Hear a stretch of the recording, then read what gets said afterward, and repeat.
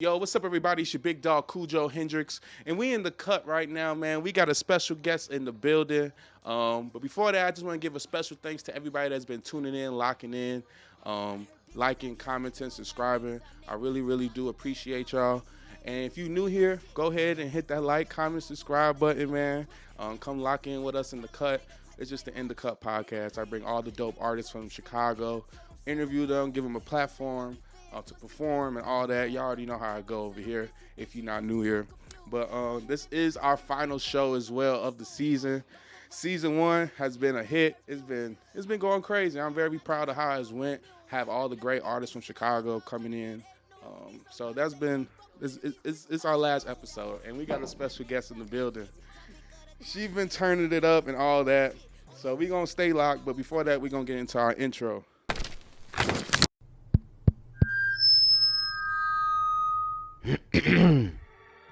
Yo, what's up? It's your big dog, Cujo Hendrix. And if you're looking for some serious ass, messy ass, no substance ass podcasts, DJ academics in the motherfucking basement but talking shit but never come outside, this ain't no motherfucking 85 South, but we finna rip your mouth out, Joe Budden. But we gon' critique that music, Sway.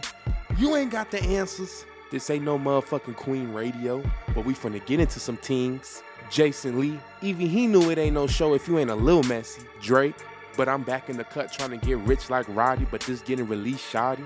I ain't no motherfucking Wendy Williams. I ain't no Soldier Boy, but you can find me on YouTube.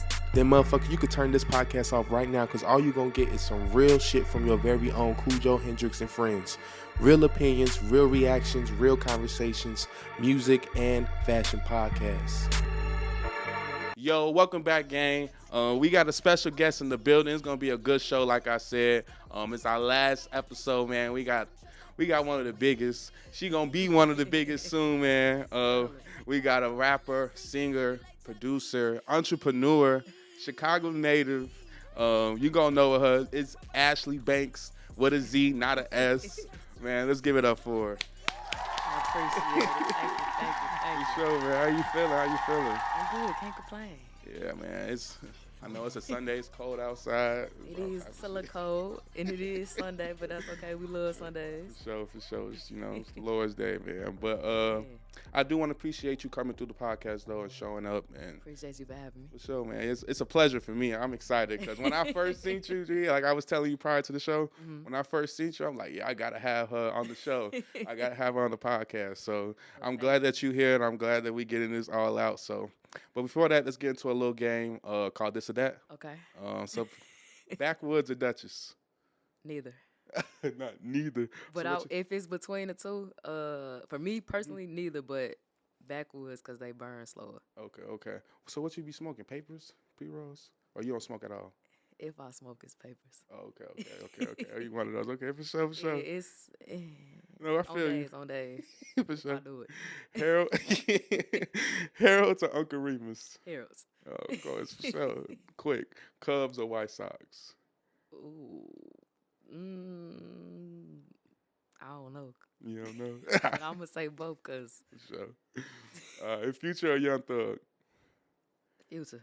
All right, bet. I love Thug though too, but Future, we got heart to heart connection. But I love Thug, and I'm glad Thug on. So for sure, no, yeah, man, that was quick. You've been the first person to say Future quick like that, and I'm proud because me too, G, me too. Like I think he's the greatest. Like I feel like he has opened a lot of doors for like a lot of type of different music that's out now. For sure. He wrote a record for Beyonce that niggas didn't even know. See what I'm saying? See, if you know the history of Future, then you know why I said Future, because Future get like that. Yeah, for sure. Drake or Kendrick Lamar? And see, look, this question was before the beef. That's the crazy part. This was before the beef.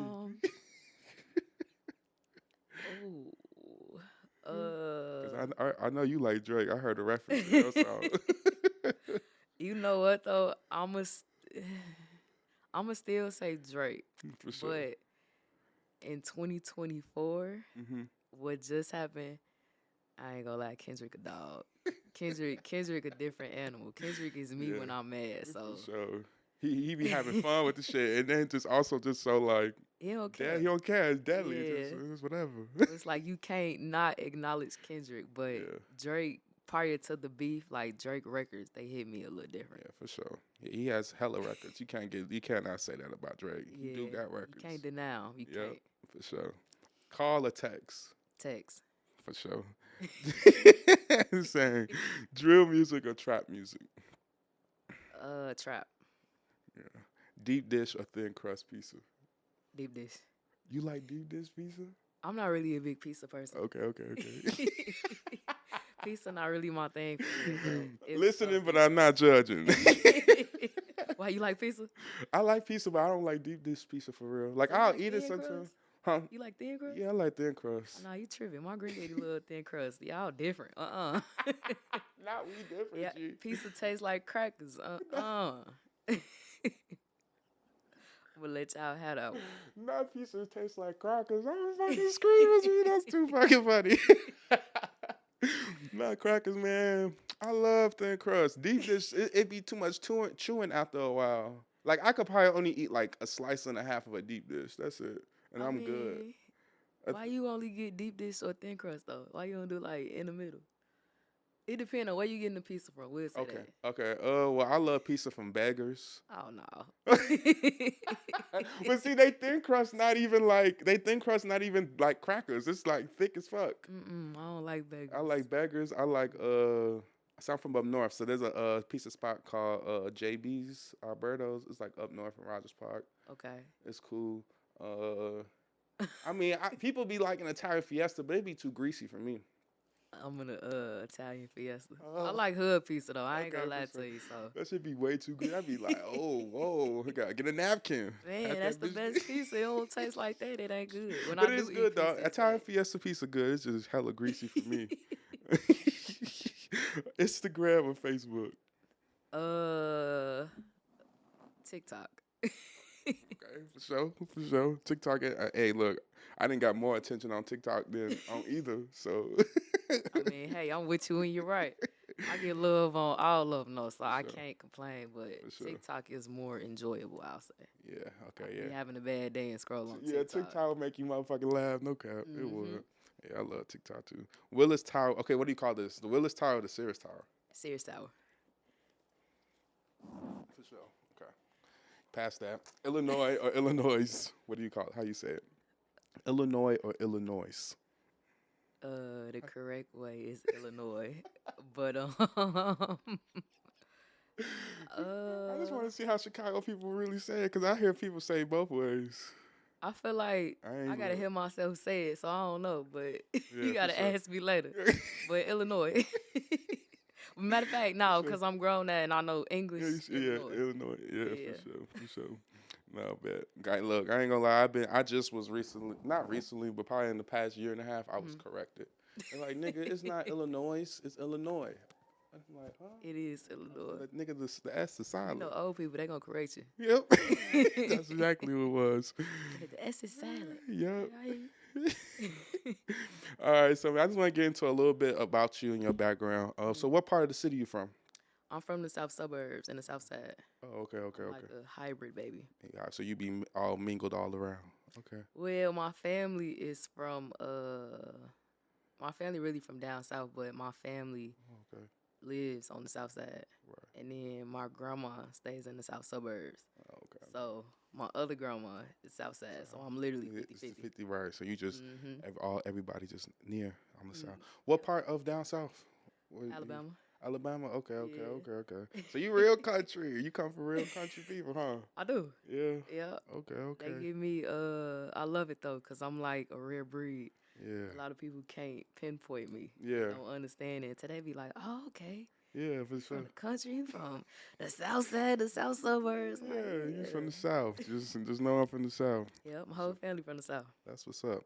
I could see that a little bit in your music, because some of your sounds be like south, like southern sounds, like I'll be like, okay, well, she don't really sound like Chicago artist, but she pop her shit like a Chicago artist. But like, I fuck with it.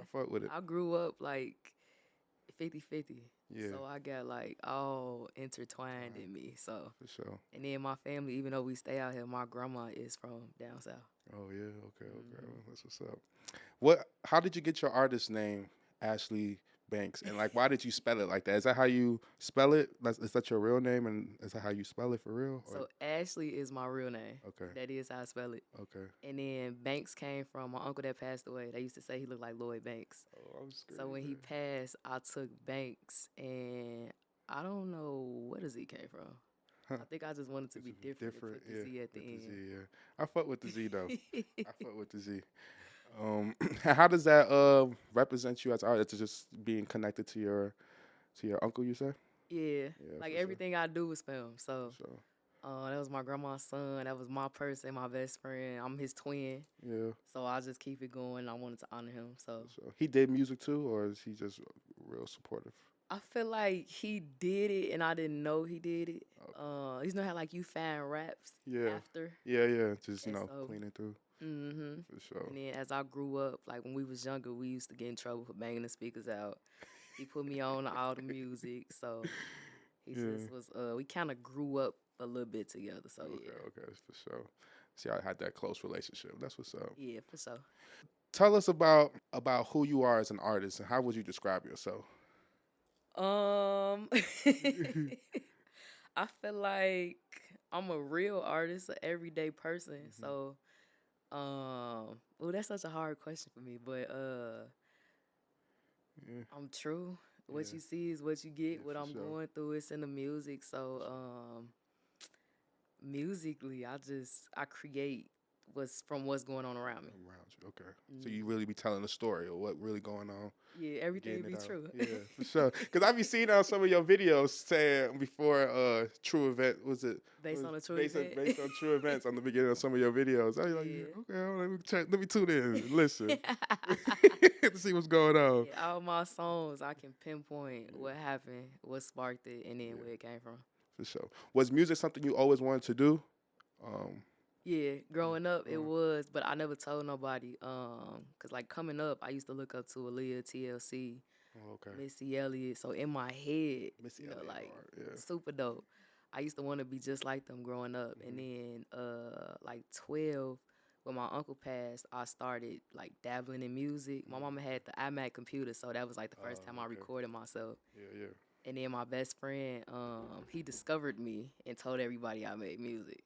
And so then that's how ASHLEE BANKZ came. He told on me. Oh, wow. Now he snitched on you. He definitely snitched on me. Crazy as hell. And you didn't want, it was like you didn't really want people to know, or you just wasn't really confident for real, you think? I was super shy. Okay. So it was like, how the hell she make music? I'm like, it's God. I don't know. I couldn't tell you. Yeah, for sure. When you got basically outed of that you were a fucking rapper, was that the time when you started really taking rap serious? Yep. Okay. That's when I like started learning what an artist is, and I became ASHLEE BANKZ. When I had to have an artist name, I had to like learn to have a logo, how to write songs, how to do different things. Right. So. And what age was this again? 16. Wow, so you was learning this. You was learning all this at that age. Oh wow. Yep. Okay.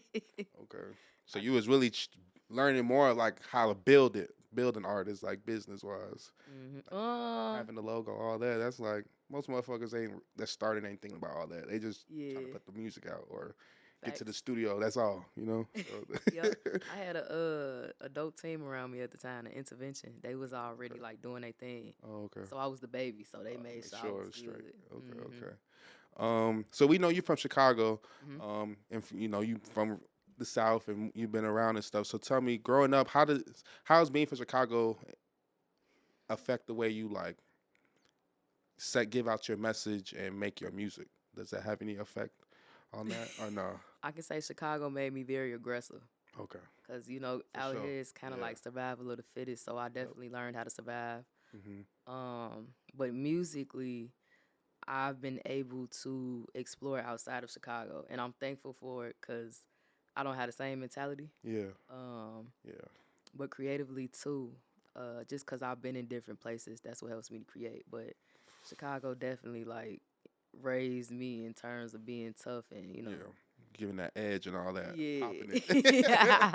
For sure. For sure. Hell yeah. Do you come from like a background of music, or it was just like really you just starting this? I come from a background of like when I was younger, my mom and my cousin were trying to do music, but I was the first one to actually do it. And then in like my high school years, my mom became a manager because of me. Oh wow. So from there, it's just been 24/7. Right, with music and shit. Yeah. Okay. But I mean, like as a kid, my granddaddy had the record players. You know, you in the South, everybody can sing. Yeah. Yep. And then being in church, growing up, my grandparents was in the church. My great grandma was in the church, so around it. For sure. Yeah. Only reason I asked is because you definitely have a catalog of music. Like you got a shit ton. Like I dated shit back all the way to 2017. And then shit. And I was like, nigga, that's when I graduated out of high school. 2017? Yeah. God damn. I'm like, oh shit. Whoa. I'm like, but I'm 26 now, so it's like I've been making music since like 2010 for real, 2009. Oh wow, okay. 2010 was when I like first started for real, but yeah, I've been making music for a long time. Yeah, and I see that. And so is there anything like as an artist that you have noticed that you are like different from then to now? Yeah, for sure. Yeah. Confidence. I know my business. I handle all my business. Really, I'm a jack of all trades. So like because I've been doing this so long and didn't have help coming up, didn't have money. Yeah. I had to learn how to do a lot of stuff on my own. For sure. So I mean, yeah, I'm a silent beast. Yeah, for sure. And so you independent. For sure. Okay, yeah. okay. Everything you see is all me. Okay. And you do have a goal of like doing your own label or just having your own? I got my own label. I'm signing to me. So what's your label called? Rosemore Records. Rosemore Records. Okay. Yeah. For sure. But I want to take it back a little bit. I seen you dropped a project back in 2023 in March. Okay. Talking about Misery Loves Company. Total of 14 songs. I'm looking for my lighter. Okay. First, tell me what made you choose that title for that project. I had a friend at the time. We was out for her birthday, and there was a slight drunk situation where she was intoxicated because it was her birthday, as she should be. And she didn't like a situation with me and her cousin. And so she was just flipping out on us.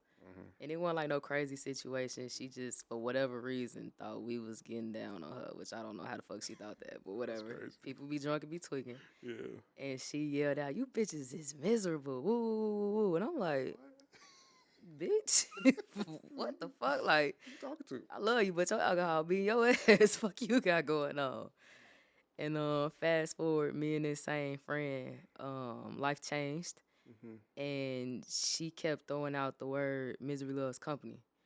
And I'm like, fuck you trying to say? Right. Yeah. And so my life got very crazy and different. And I realized that a lot of people around me were miserable. Yeah. And so Misery Loves Company. For sure. Hell yeah, definitely. Because, man, I ain't dealt with something similar, but I didn't recently just dealt with some shit like that too. Like it was just like a lot of shit started coming out about how they really felt about a motherfucker, and it just be like, damn, motherfuckers really be miserable or really hating you or just have this animosity towards you, and it's just like we ain't do nothing. What the fuck is just wrong with you? Because that's a personal problem. Problem. I was like, this motherfucker is just projecting. There's something going on within them that they dealing with, and they just using me as a decoy or something. Shit, clearly. But it was even outside of this person, I just kind of was already in a different headspace because my best friend at the time, he passed. So I was already like mentally appreciated. I was just analyzing everybody around me. And so he passed in 2020. I think I started working on this tape in 2022. Okay. But in 2022, me and somebody that was my best friend at the time, life just got crazy with the closest people to me. Yeah. So I was already in a space of kind of like realizing the company that I kept. Trying to see who really with you and fucking with you. And then I'm like, shit, I'm looking at everybody, family, friends, best friends, cousins, like, damn, ain't nobody happy for real. Yeah. Like everybody in their own way is miserable. Mm-hmm. And so shit, misery loves company, and I ain't want to be nobody company. For sure. I fuck with the project though. Appreciate it. I will say my favorites off here is if you know, you know. Okay. Payback, of course. Outside, of course. Be fucking for real. Is that Okay. yeah? And then BFF, yeah, and then Forsake, Sake it. Okay. Yeah, those are my favorite on there. Those are good songs. I'm glad you like them. For sure. I fuck with the project. It's definitely different from the one you just recently dropped. For sure. And I know more of my choices off that project are more like rap that I chose that I like. Yeah. Even though like that that whole project Misery was more like melodic. Mm-hmm. It was a lot of you singing on there. It was a journey. It was supposed to be like emotionally where I was, because I was all over the place. Yeah. Not like in a crazy way, but like. Sure. 1 minute shit going good. 1 minute I'm outside. 1 minute I want to get my payback. Right. 1 minute I love you. 1 minute I hate you. And then it was just like all a little journey spiritually. So I wanted that tape to feel like a roller coaster. For sure. And I felt that. And I'm like, she with it. With it going in different pockets and her showing her versatility. So I was fucking with it. I appreciate it. But yeah, the only reason I said that was because when I found you, it was with Switch. And I was like, that's how I found you on social media and shit on my Explore page. So I'm like, okay. And then I listened to that project. I'm like, okay, I fuck with all the rap ones and the singing too. Like did you start off rapping or singing, or you learned singing as? I started off rapping. Okay. But throughout the years, like I always been melodic. Mm-hmm. But like the singing really taught me how to songwrite and write songs for real. Mm-hmm. And in 2017, I had a song that went viral before viral was a thing, and it was melodic. Yeah. But this is like, I want to say this is really my first rap project since I came out. Oh, okay. So I'm like, people know I could spit, but yeah. I just felt like it wasn't time for it yet. Yeah, and so sure. now it's like Misery Loves Company. The purpose of that project was for me to get back outside and remind people like, okay, look, I can write, I can rap, I can sing, I can produce, I can do that. Yeah. And then Go to Hell is the beginning of what else is to come and just how crazy it's gonna get. Yeah, for sure. And yeah, I was gonna say, from doing my research, seeing you perform, seeing your music videos and stuff like that, I see you take a lot of pride in all that and showing like your vision. And I fuck with that shit. Like I ain't gonna lie, I fuck with the confidence. I fuck with that. Like I said, I seen you perform. Like we talked prior to the show. I seen you at the Fendi show when you opened up for Fendi. Yeah. And I'm like, I remember when you got up there and you about to start, and then you like, I need everybody on their feet. And then there was one girl in the back. She just steady sitting down. You said, I need you to get up. She said, I ain't going to start until you get up. I'm like, okay. She got her ass up, didn't she? She got her ass up. She definitely got her ass up. And I'm like, I fuck with it. You got the stage presence, all that. I appreciate it. But I like how you switch up your flows and cadences. Even with the beat switch ups on some of the records that you got, especially on this new project called Go to Hell. Go to Hell. And you have a lot of those elements of switching up the beat. Even within that one song, you switch up, the beat gets switched up. You be like, you start off singing, and all of a sudden it just somehow just transition into you rapping. And then you got like a different flow, cadence, all this. And I fuck with that because a lot of artists coming up on the up and coming, they not doing that or don't know how to do that. They usually start knowing that once they probably blow up off a song and get put in rooms and with producers that teach them that type of shit. So that's what's up that you doing that shit, because that shit hard. Like I was listening to Bell to Ass. Perfect example. I turn it on and start singing. She starts singing, doing the melodic thing, and all of a sudden it's just Bell to Ass. She started going in. That was on purpose, because some people know me off of the singing songs. So I feel like a lot of people forgot, like, I rap for real, for real. I'm a real rapper. Yeah. And so I feel like the timing was perfect of like rebranding, coming back like, okay, I know who ASHLEE BANKZ is. I know where I'm going. I know where I'm headed. So now, like, here I am, because you're going to get both the singing and you're going to get the rap. But I had to let them know, like, shit, whenever I drop, Belt ass. Yeah, for sure. Yeah. And, but that project, Go to Hell, got a total of 8 songs. And you kind of already explained, like, it's mostly you just trying to show motherfuckers that and motherfucker I can rap. And I got that from this project. Like you was straight popping it. Like you want the smoke. The chip is on her shoulder. Like I was telling her earlier. Yeah. Like you definitely rap like you got a chip on your shoulder, and you need to let motherfuckers know. Cause like I say, I feel like you don't get your recognition. Yeah. Like I found you off the record Switch, and I'm like, yeah, she cold as hell. I appreciate I was it. so like I was fanned out a little bit. I'm like, yeah, she cold. Like why nobody picking up on this? Like, Right. so I was like, yeah, but. Tell me, it's definitely, I would say, from this project, Go to Hell, to Misery is definitely two different projects. Like, yeah. So, it's kind of two, though. It's following, Go to Hell is following off the journey of Misery Loves Company. So Misery Loves Company was kind of like me realizing I've been in certain spaces too long and just like realizing like shit, the company I keep, Misery Loves Company. And Go to Hell is kind of like, you know, you go through your healing stages and then you angry. Yeah. So Go to Hell is like, damn, I shouldn't have did that shit. Or damn, I'm still mad, want to beat your ass. Look So, out, catch you lacking. Come outside. I feel you. Man, Jose coming outside. They ain't coming outside, G. I promise you they not. Look, they be popping it, but dang, I'm still waiting, man. Text me back. What's up? Okay, man, no bad. Hey, hey, look, me and Ashley, we here, cause look, I feel the same way. Look, they ain't trying to come outside. Nah, they ain't trying to come outside.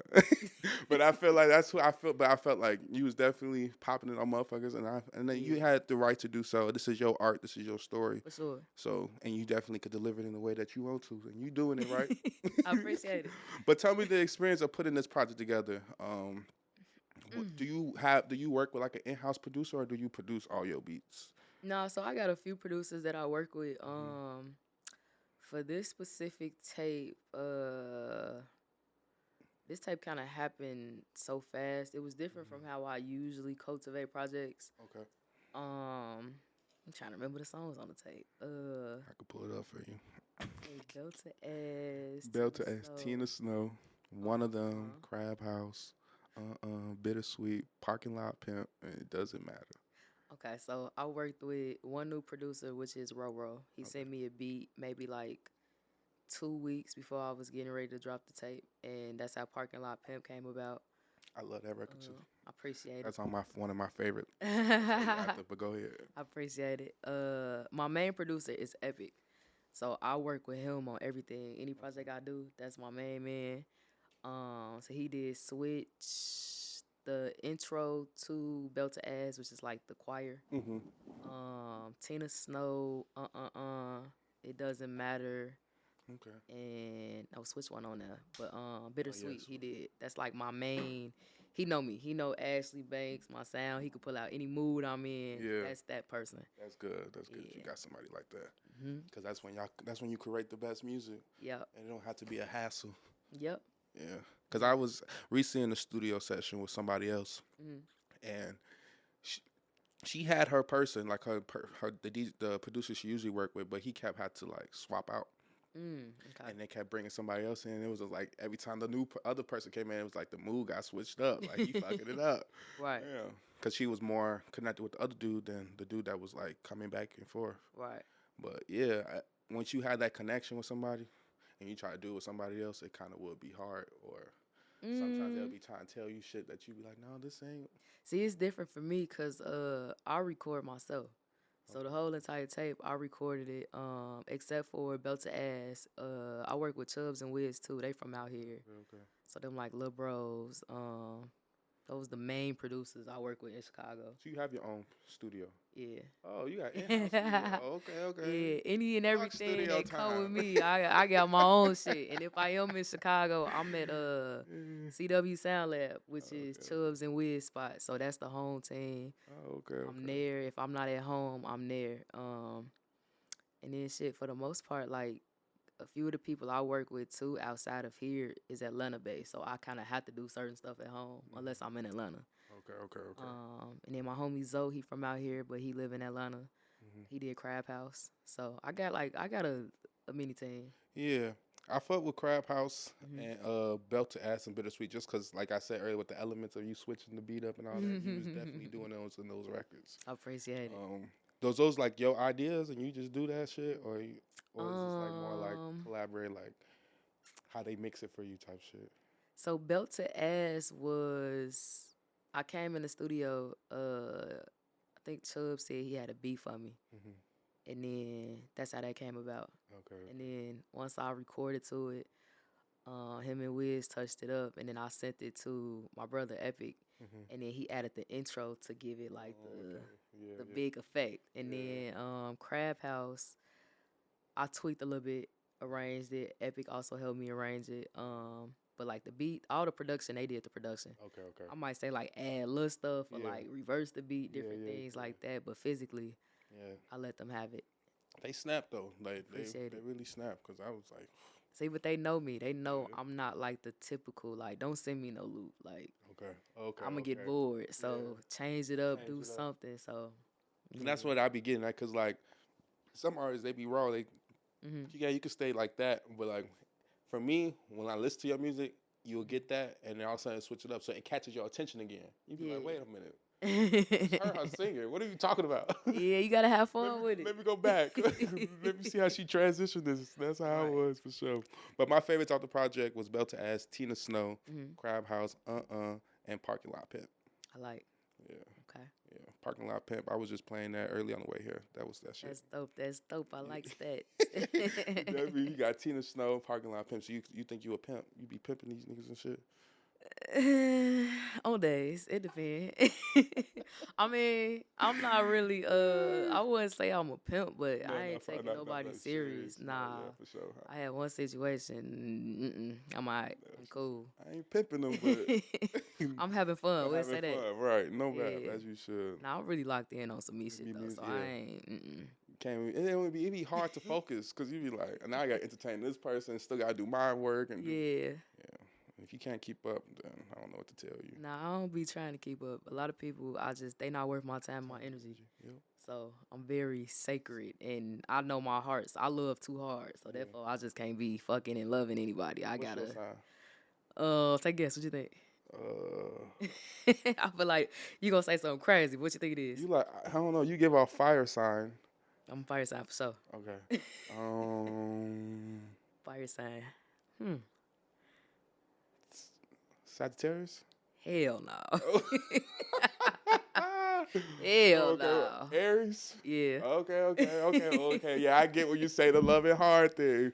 Yeah. I have my fair share of Aries. Yeah, y'all do love very, very hard. We do, because when we love, we genuine. So now that I know my heart and how I love, I can't love everybody. So I'll be real cautious and careful. That is true. What's your sign? A Virgo. Okay, Virgo. Yeah, big Virgo for sure. Crazy Virgo, huh? Crazy, no crazy. Yep. Look, but I be trying to be nice and be genuine. That's me. Like that's me. I'm always all about having good fun, good energy, good business, all of that. But when people start trying to play with you and take the kindness for weakness, that's where it's just like you have to start setting boundaries at this point and got to start checking motherfuckers. And then motherfuckers don't be liking my approach when I start getting mad. So I just be trying to be the nice person. Listen, you and me both. I try not to get mad because my mad ain't normal mad. So I try to be on my best behavior at all times. Exactly.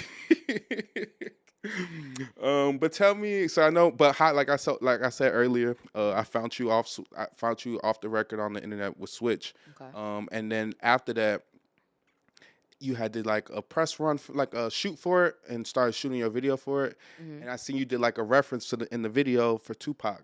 Yeah. For Switch. Tell me where did that idea come from? Is that just you wanted to do that, or like what was that whole reference like? How did that even come about? What made you feel like that? Like she said, I'm Pac. Cause I mean the song Switch was already like I was saying what I was saying in it, and so. My videographer, Ryder Visuals, he was like, this remind me of Tupac Hit 'Em Up. Because he like, you talking a little crazy. Oh, okay. And I'm like, is it really crazy? Because I can get crazier. But he like, nah, I think we should shoot, I got this idea. I want to reshoot Tupac Hit 'Em Up. And I think Switch would be perfect. So all credit goes to him. That was all his idea. Okay. That's what's up. I fuck with that. That shit was hard. I appreciate it. I seen when you posted it and then you did like the slide on the post. And then I was like, hey, this shit hard as hell. She definitely got a vision. Thank you. It was hard.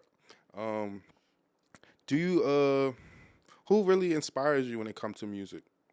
Like Who keep you going or made you keep going with this shit? Who made me keep going? Yeah. My grandma, because I wanted to quit within like the last year. You Really? could say. Yeah, like at the Misery Loves Company, I was like, I'm done. Oh, wow. And so she was like, no, you can't be done. And outside of her saying no, everybody around me just like randomly calling me like, hey, I don't care what you doing. Do not quit. Like, keep going. And I'm like, damn, what the fuck? Like, why everybody calling me? But I think I've been doing this for so long that everybody just kind of, I don't want to say they knew, but I think God knew like I needed to hear like keep going. And so outside of my grandma, my producer Epic in Atlanta, he also got on me too. Like, man, you can't let life beat you. Yeah. And I'm like, man, it ain't beating me, but shit, I need a break. I'm tired. And so they just was pouring into me because I was also going through a lot too in my personal life. I was losing like the closest people to me. I went through a bad like friendship breakup. So I was just mentally just checked out. And I'm like, you know what? Music ain't making this shit no motherfucking better. So I'm just going to take a step back. But when I kind of was like, I never said I was going to quit, but I was thinking it in my head. And it was like every time I went somewhere, somebody either knew me or random calls, DMs. And I'm just like, all right, God, I hear you, bro. I ain't gonna quit, but damn, give me a vacation or something. For real. Yeah, I see you be working, man. You be working. You be doing shows and shit. I be seeing you. What has been your most memorable moment that you have had in your music career? To be honest, it's probably the way I bounce back. Like, I'd be shocked that I've literally done all of this by myself with little to no help. So between me and my right hand Epic, like a lot of this stuff has really just been me and him. So that's also too like another reason why I really couldn't quit, because I felt like if I was, I would have wasted his time and let him down. Yeah. So I'm like, a lot of the shit that we've done, getting on the radio, getting on TV, shit, a lot of people knowing me that I didn't even know me, like certain celebrities. I'm just like, damn, okay. And then hearing my influence on other artists that have became mainstream, and then knowing like they got their sound from me.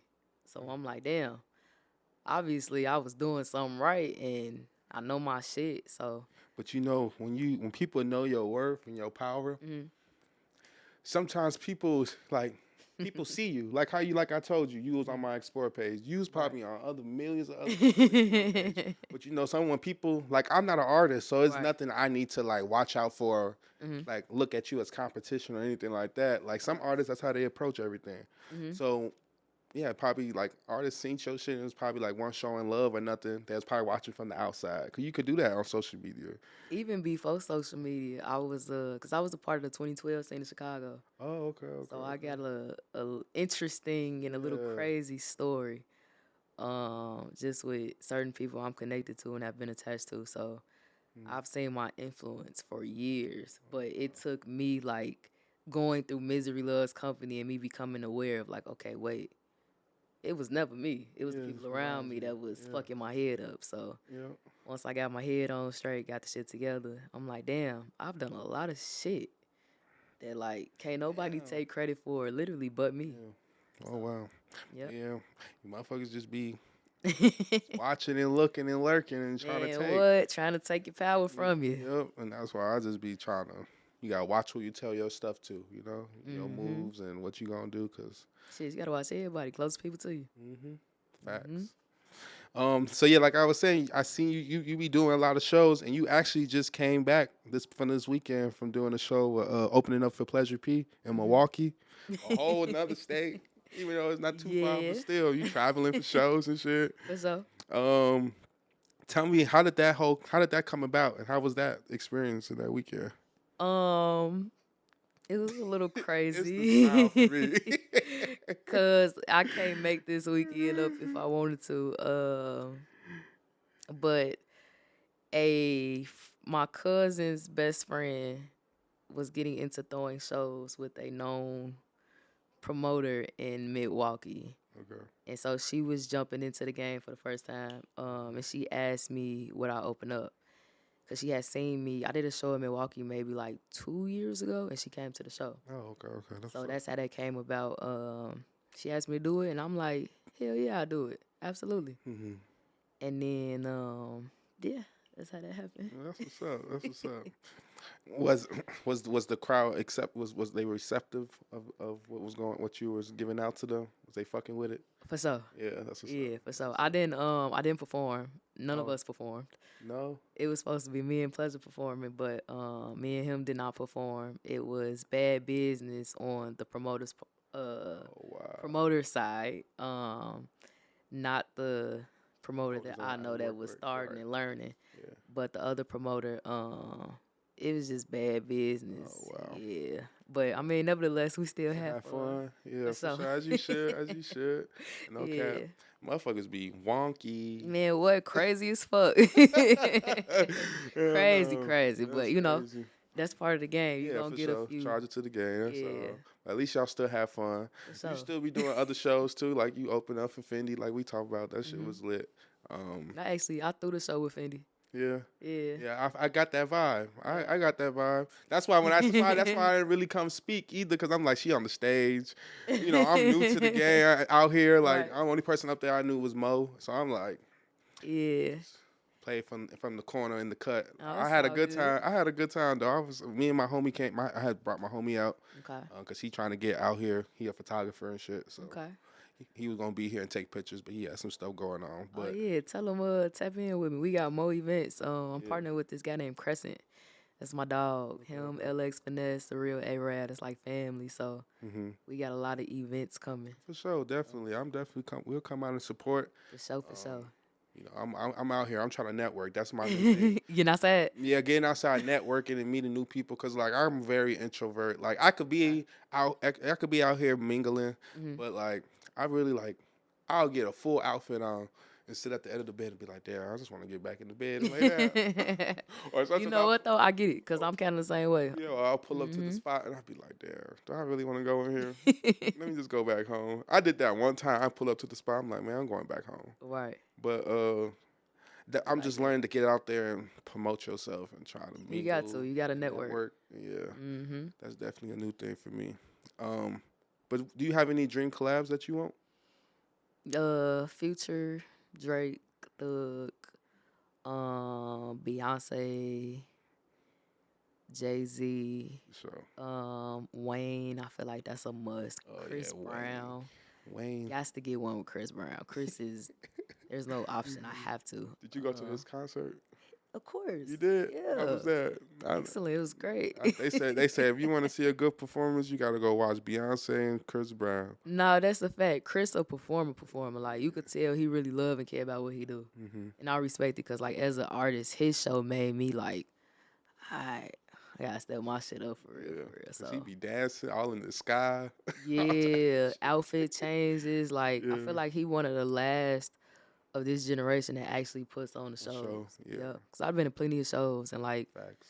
I don't want to say, there's no shade to none of the rappers today, but a lot of people don't put on shows for real. Like, you go, niggas at the club like this. It's like, facts. I don't want to pay to see your ass stand with a mic. You ain't lying, and I can vouch for you because this year was on my vision board for 2024 was to go to more festivals and concerts. And that's exactly what I did this year. And I've been to shit ton of concerts and shows this year. Yeah. And I would say out of all the artists that I've seen, I would say I had a lot of fun at Party Next Door's concert. He put on a good show just because his dancers are just amazing. Okay. I'm a little salty about that concert. Why? Because I got hit to come out, but I went in town. Yeah. Somebody in his band, we supposed to work together and connect on some music. He from L.A. And I went in town. Yeah, it's crazy. That show was great. He had a good ass. That show was packed out. Like, it was a vibe. I fucked with it. It's hard. But he had a good show. I've been to so many. Damn, who was on my list? I was very surprised of Ice Spice. I just went because it was $20. I went because the ticket was $20, so I went. Okay. And I was like, it was actually pretty good. Like, I already know a couple songs, but I went and watched. Damn. It was pretty good. She had the pyro. She had stage design. She had her little dances or whatever. So But she had like a it whole wasn't set. on no extreme. Like I know how like Chris Brown would be. Like Yeah. that nigga be all in the sky, coming off different sides of the stages, like working the stage. Like Right. You gotta think though, he been doing this too for a minute. So he was a part of a different generation. So I feel like his that's true. generation was like, They had to do all that. yeah. They had to learn all that type of shit. It was like the Right. last of the superstars. And not to say Ice Spice not, because I think she also somebody that's in the superstar era that's like, they move her like a superstar. So she actually got a stage. Like she get it. Her team get it. Get it for her. For sure. For sure. And that's what it looked like. Now kudos to her. That's hard. Yeah, for sure. But I was very surprised. I was like, oh, okay. I was like, something like you said, some rappers, they just stand up, they just stand and just rap and walk back and forth on the stage. Like, I didn't see like YBT Fat. They just, I've been the Big Jam. That's how most of them at Big Jam be. How was Big Jam? Big Jam is just fast? Yeah, it was good. There's hella kids there, man. That shit was that shit just for kids now. Like, damn. It's like I don't know. For me, it was just too many kids, like little kids. It was like my nephew was there. Like 10-year-olds, 9-year-olds. Yeah, like where y'all? I know a gang of 10-year-olds that were there. My little crew. So I'm like, it's like, yeah, where the grown folks at? Right. And then, but it's just like now it's for the kids now. So I just feel like if they do something like that, they need to have like some like 18 and up. Okay. How was the performance? But it was good. I mean, like you said, the rappers just walk back and forth. But It's it was fucked up. it was all right. But it could have been better. They should have left it at the United Center. Cause it was at the Wintrust Arena. Oh damn. So the stage was really, really small. It was like in the middle of the arena. And then like it was hella feedback on the mics the whole night. Okay. Long ass intermissions or no music. You gotta put in your critique with them. You know, but then shit. I'm trying to work for them one day, so I ain't trying to bash them. Look, I feel you. What year coming up? 2025. WGC at Big Jam. I better be on stage. Hey, look, check Gotta out. be. ASHLEE BANKZ, check it out, man. Look, tell them y'all don't put me on there. I'ma run up on there. I'm on my Kanye West.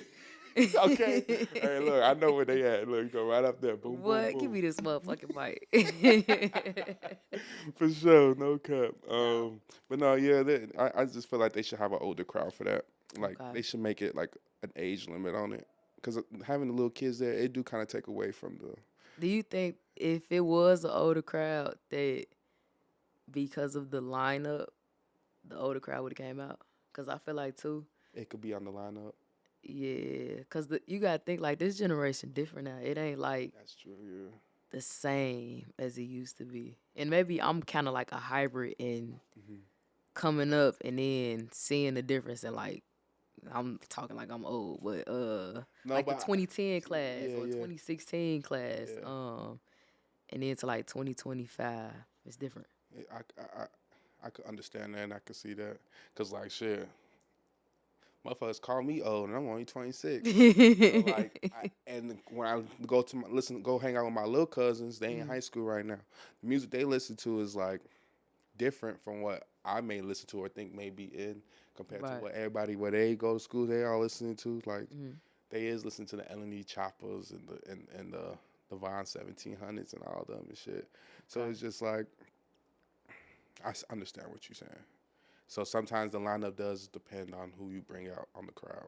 Yeah. What is your writing process like? And do you freestyle mostly, or do you really come to the studio like ready? Or you have in-house, so like, do you actually already have songs already you make, or are you written down, or you just go in the studio? Kind of like how this mic set up. I go in the studio. I don't like to typically listen to the beats beforehand, but there is some days where if I'm in the mood and it just catch me like while I'm driving or something, I find a beat and get the thought out of my head. But for the most part, when I'm in the studio, I pull up the beat and then I'll sit at the mic until the song done. Oh, okay. Everything be it's just how I am right now. Yeah. Just be me. But some songs like I will I'm trying to think that I write anything on that project. I will type the lyrics out and then just in case I need to see it and change things around, I will. But typically, like physically pen and paper, right? Nah, I don't do that. Okay, for sure. Understandable though. It's a new whole era for that type of shit too. But I mean, it's still it's a hidden art to it, because I feel like artists in this generation, you should write your lyrics out so you know what you saying. Because like a lot of times I listen to, and there's no shade to nobody in this generation, but I listen to some music and I'll be like, you know, that shit don't make sense. Like, what are you saying? Yeah. But that also come with artist development too. I was developed, so I'm like, I got more experience because I know how to craft songs. So some stuff it is like different music too, because I write a lot of different music. You do have to write it out, not like physically, but you do need to see it sometimes and think about it and okay, what is going and move it around. But because you got some records that give like pop vibes, like so. Definitely, I see. I'm like, she coming with the choruses, all that. I fuck with it. Like, she got a whole body of work, like a whole body song. Like, I fuck with it. 2 verses, all type of shit. What is something you like about being an artist, and something you dislike about being an artist?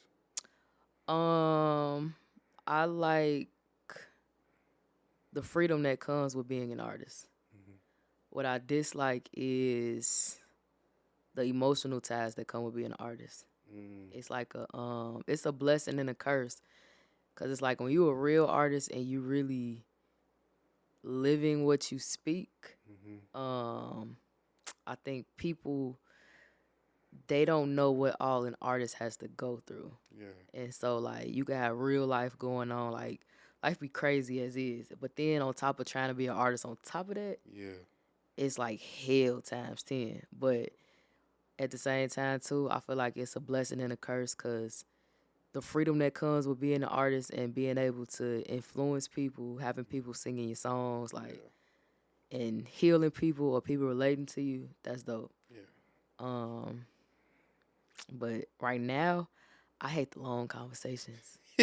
Like when I be having to handle business, like I hate being on a fucking phone. Like,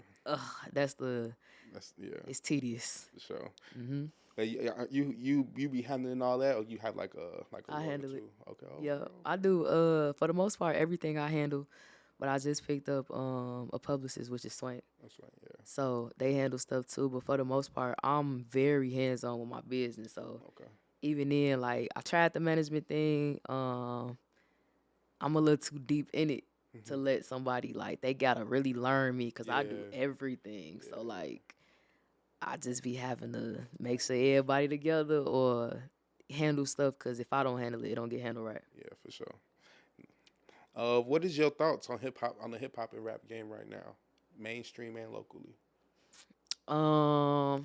In what way, mainstream?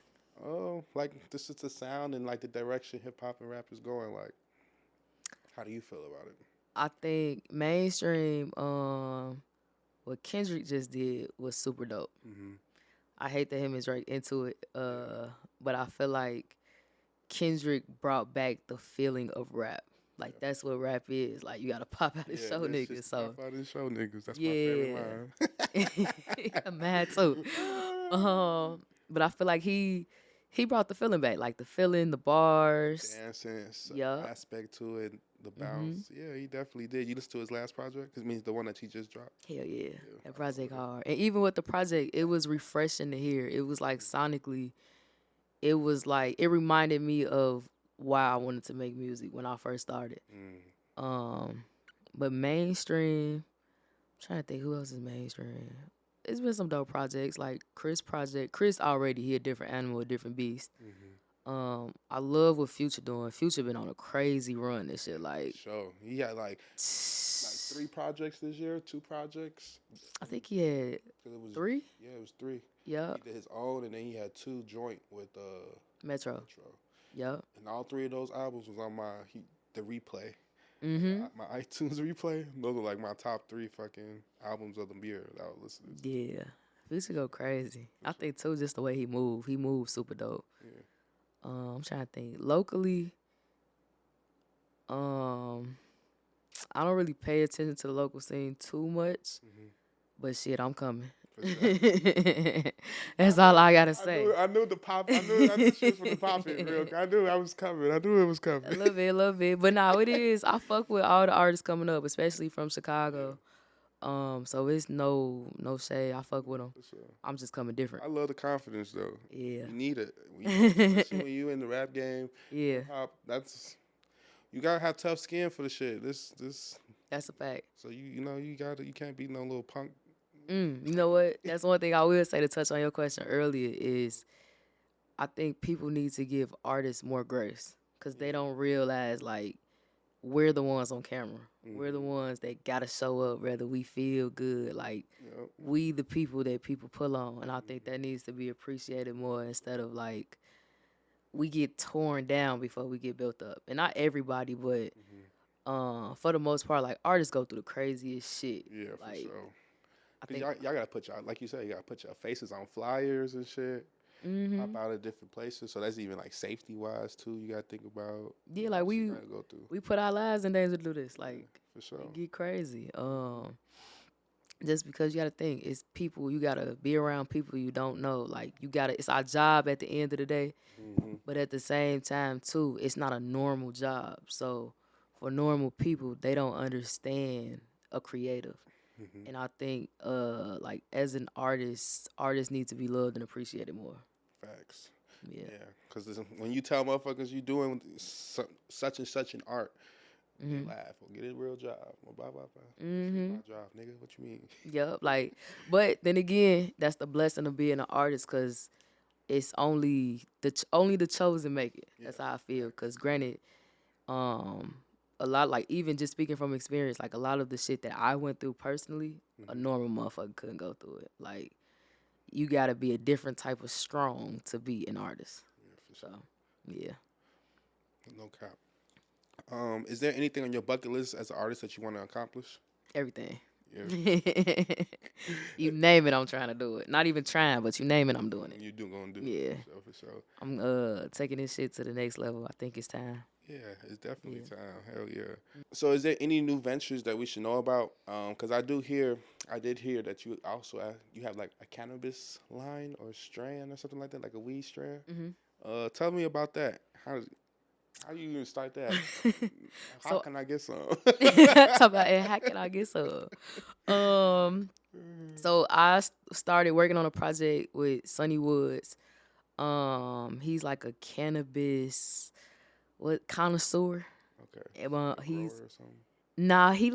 just love cannabis. Okay. He Twisted engineer and producer. So me and him was working on a tape, and he was putting me on to like Burner, Wiz Khalifa. He was helping me to think about cannabis in a different way. Okay. But that's also too, cause I mean he around it, so he was telling me about Burner and different things. And while we was making Ash and Woods, it was a collaborative project, but I was around him every day, and he like polished my love for it, which is crazy because I'm not like no heavy stoner or nothing like that. But exactly, he was showing me like outside of smoking it, branding it, and then he put me on a Burner, and then I'm like, damn, it's a lot of money in cannabis, and we don't think about like any and everything we do.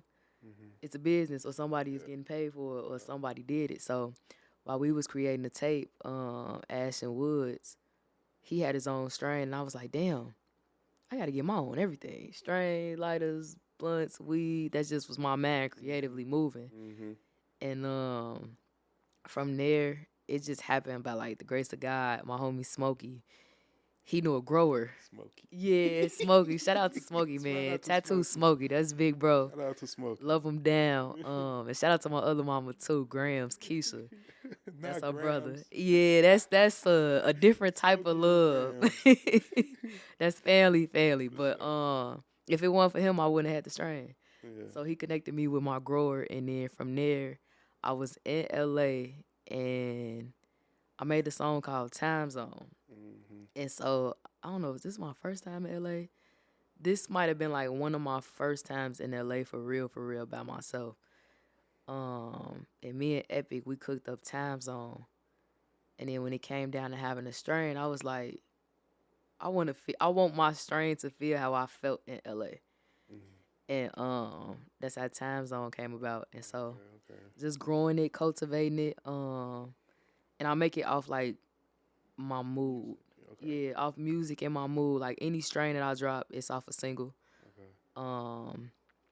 But how you get it is coming soon. Oh, for sure. It's still cultivating and growing and drying and all of that. Shout out to my grower. He handle all that. That's all him. Yeah, that's all him for sure. That's what's up that you doing that, because it's definitely hella money in cannabis. Why you think the fucking government didn't make that shit legal? Man, what? Not federally, but state level. They took over. Yeah, they seen that motherfuckers really be making bank off that shit. They do. And I had to get the gab. Like when I first smoked a blunt, I was in Jamaica.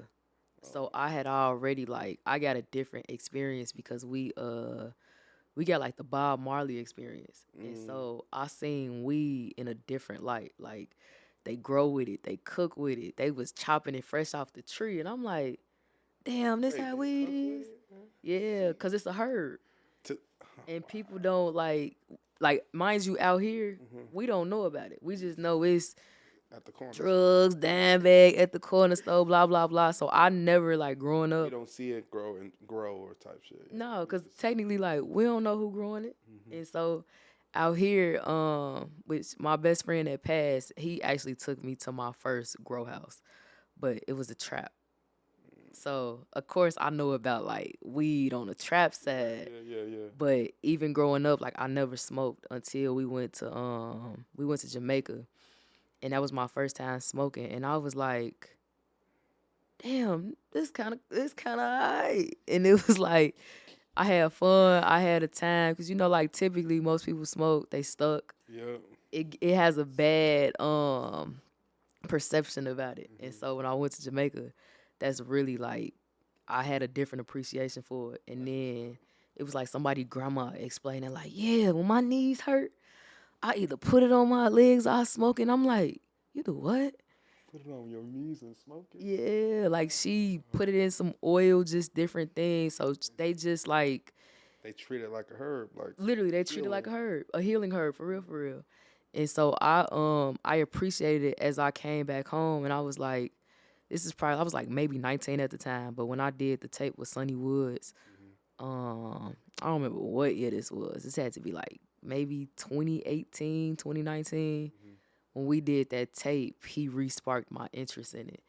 And he was the one that really, really showed me branding and was putting me on to different people. Yeah. And so from there, I just took it and ran with it. And then found my grower maybe a couple years ago. That kind of fell in my lap because of Smokey. And so I'm like, shit, the more and more I got into business, I understood hey, all this shit go hand in hand. Give me that. Exactly. Is there anything else that you got coming up that you want to let people know that you got coming up? Any other ventures, business? Clothing line, events. Honestly, anything cannabis, music, fashion, and art and film. Okay. Yeah. Fuck with the film. Appreciate it. Fuck with the film because that's what I'm trying to get into 2025. Okay, fuck with me. Come on. Yeah. Because I'm trying to do, L&E Chopper, he did his little movie films. Yeah, I was just saying that. Yeah, and it should be funny. But I want to do shit like that, short films, but I want to use artists, local Chicago artists, influencers. I think that'll be dope. Up and coming actors and actresses that really want to do the acting. And put it together. I got cameras and shit. I'll try to get people together to do shit, but I that's think my you should. Yeah, I feel like that's another aspect, of the arts of trying to get yourself out there. Yeah, it makes sense. Cause I feel I'm a '90s baby, of course. You are too. Yeah. Right. Okay, yeah. I'm we on the same page. Make sure you ain't 2000, but you said you're 26, so I know we around the same age. For sure. But in the '90s when I was growing up. It was music and film went hand in hand, and I feel like that's a lost art in this generation. When I was coming up, Belly, that shit was raw to me. Raw as fuck. Yeah, Paid in Paid in Full is my favorite fucking movie. Hell yeah. So I'm we don't see artists anymore in that light. Ice Cube, he did the rap. He was a rapper, but he did the films too. Snoop Dogg with Car Wash with Dre. Literally, we seen the West Coast. I love the West Coast too, cause they got that's probably where my love for cannabis art, film, and music came from. And fashion, cause it's that hub is there. But then it's like you come here or other places, you don't know about it until you go experience it. I think that'd be dope. You should do it. No, for sure. I'm definitely I'm gonna come up with some good stories. I want it to be, since we're gonna do it in Chicago, I want it to be understandable of Chicago. Like people from Chicago will understand. Absolutely. The jokes, the location, the lingo, all that. Yeah. We ain't too crazy. We ain't gonna beat your ass when you get off the flight. Exactly. Exactly. But no, yeah, you even said something about the fashion. You do be fly as hell too. Oh, I appreciate it. I be seeing you. You do be fly. You be putting that shit on. Thank you. Slight work. I ain't did nothing yet. I be chilling for real. Definitely be popping. Y'all stay tuned for ASHLEE BANKZ. Absolutely. Let them know where they can find you at. I was going to be all down below, but let them know where they can find you at. Okay. And shout out your Instagram and all that. Everything is at ASHLEE BANKZ, ASHLEEBANKZ. And any platform you got, put my name in. I'm popping up. And if I don't, DM me and tell me I ain't popping up, so I can make sure I pop up. For sure. Big boss. Okay. Look, big boss. Ain't playing. Put my name on up. And spell it right. With the Z, not the S. Look, with the Z and 2 E's, not the Y. Not the Y, exactly. But you definitely go check her out, man. Go follow her. Go lock in with her music. You can follow me on Instagram at @IM_Cujo Hendrix and the podcast channel, Instagram page at InDaCut Podcast _. We're going to get into her performance. Let's do it. She's going to perform Switch, man. She's going to turn it up real quick. But thank y'all.